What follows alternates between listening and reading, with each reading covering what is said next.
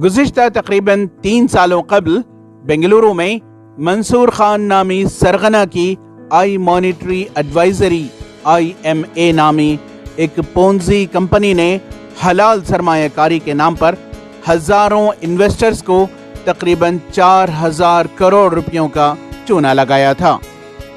IMA Ponzi scam का मामला Karnataka high court में KPID एक्ट के तहत चला। ताहम इन्वेस्टर्स अभी भी इंसाफ के मुंतजिर हैं। इस सिलसिले में द हेल्पिंग सिटीजन के सदर आलम पाशा ने IMA पोंजी स्कैम को कॉरपोरेट फ्रॉड करार दिया और इस स्कैम के हजारों मुतासिरीन के इंसाफ और इनके इन्वेस्टमेंट को वापस दिलवाने की गर्ज से SFIO serious fraud investigation office ministry of corporate affairs को अप्रोच कर शिकायत दर्ज कराई है। गवर्नमेंट ऑफ इंडिया को लिखा, कॉरपोरेट ऑफ मिनिस्ट्री को लिखा, मैं अपने रजिस्टर ऑफ कॉरपोरेट कंपनीज में काम किया। तो क्योंकि ये कॉरपोरेट फ्रॉड है, इनका IMA Boolean, IMA trading, IMA health care, IMA monetary advisory, ये पूरा लिमिटेड कंपनी से काम किया। जो कंपनियों का मामला, जो बट्स एक्ट होता है, ये कॉमन एक्ट है, और KPID एक्ट है, वो भी कॉमन एक्ट है, जनरल एक्ट होता है, जिसमें ओनली डिपॉजिट के बारे में बोला जाता है।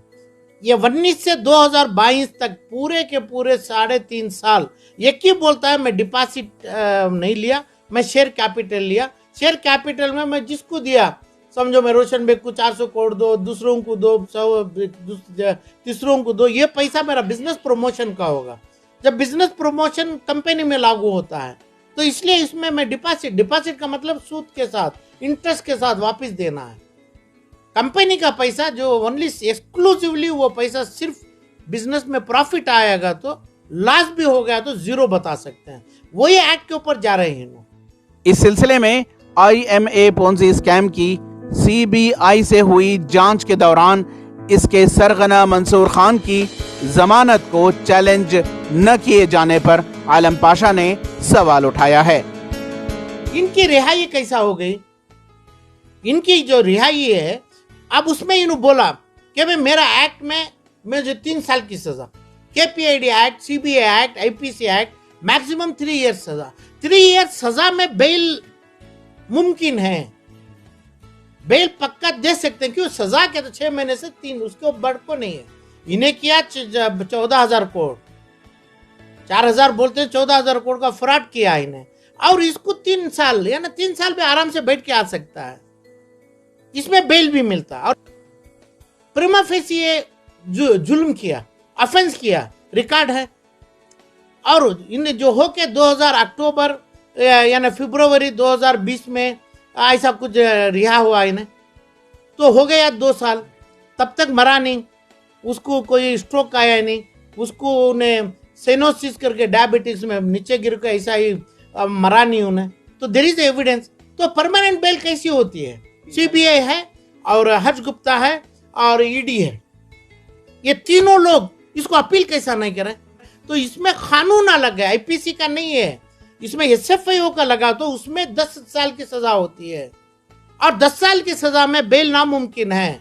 और बेल उन्हें जिंदगी भर जेल में रहना है, चाहे कौन भी का ये हो।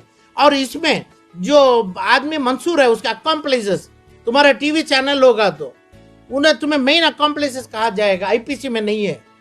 इसमें पूरा पैसा अकॉम्प्लिसेस के साथ गया पैसा, उसके पास थोड़ी है।